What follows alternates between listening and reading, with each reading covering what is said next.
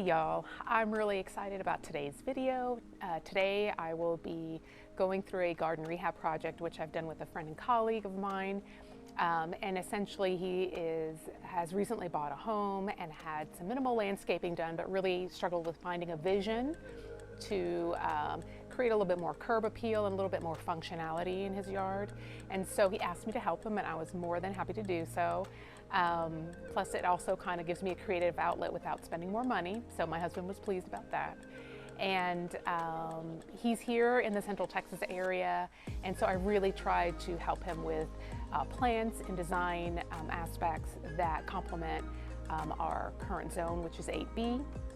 Anyway, I hope you guys enjoy the video. So the first thing I see here, we talked a little bit about this spot where you've got a little bit of landscaping already, and what do you got here? What are these two bushes? These are knockout roses that have really done well. Okay. And so they've been user friendly, because that's something you told me that you really wanted.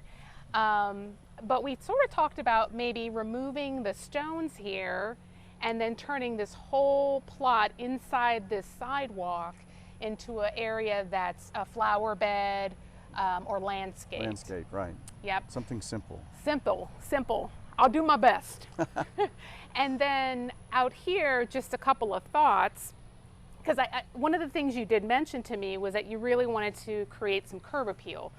And so curb appeal obviously is from the curb, and so we're going to kind of focus on the visible parts of the house as a priority, it sounds like, and then we can kind of go toward the backyard and do things there. But also this area here it's already a flower bed, but sort of what I had envisioned is carrying that flower bed out just a little bit, maybe creating a little bit of a curve here and following it back.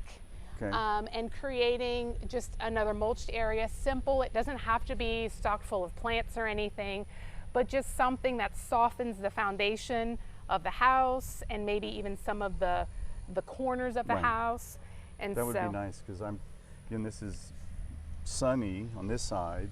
I don't want anything high that blocks the solar panels, but something that does kind of soften it, make it easier to groom and mow. Okay. All right, so definitely not wanting any tall trees to block your solar panels. So shade trees are a no-go in this area.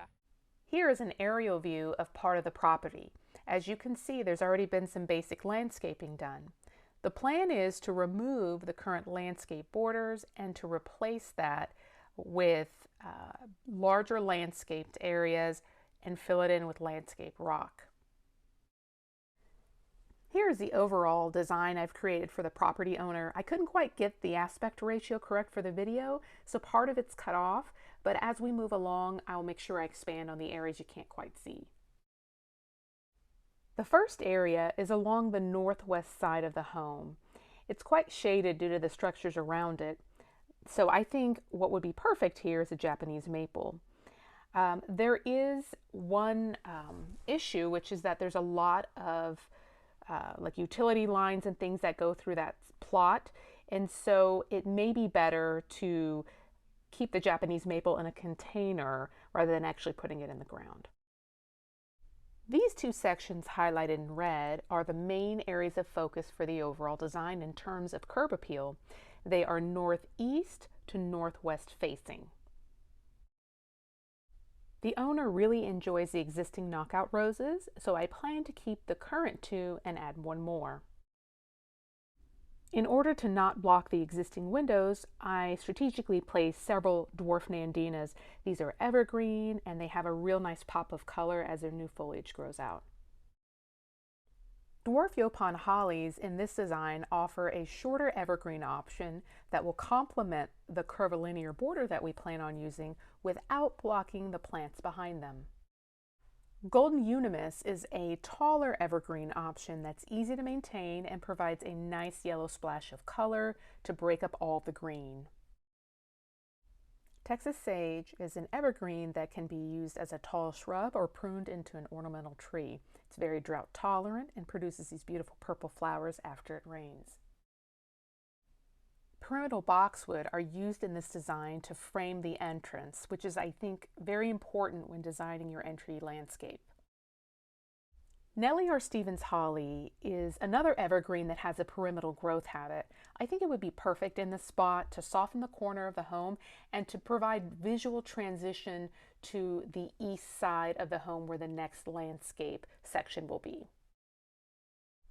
Spartan junipers are a great privacy or hedge option. They can get up to 20 feet tall, which may be a concern along the east side of the home where there are solar panels. The owner may consider an alternative shorter shrub to break up the visual void of a blank brick wall.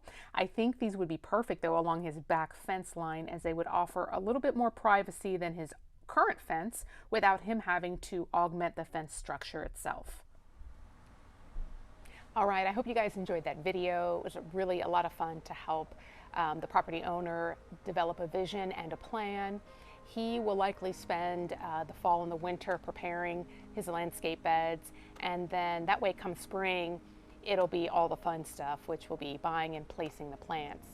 I will plan on placing or updating periodically through this channel as he makes progress. I think he plans on doing this in phases, which makes sense. It's just it's a little less expensive. You kind of get a feel for things, and so he's probably going to go slow, and then just as he progresses, I'll add updates. I do plan on doing more videos like this. I have a few other people that are interested in some garden rehab projects, and so expect to see those videos coming. Until then, y'all take care.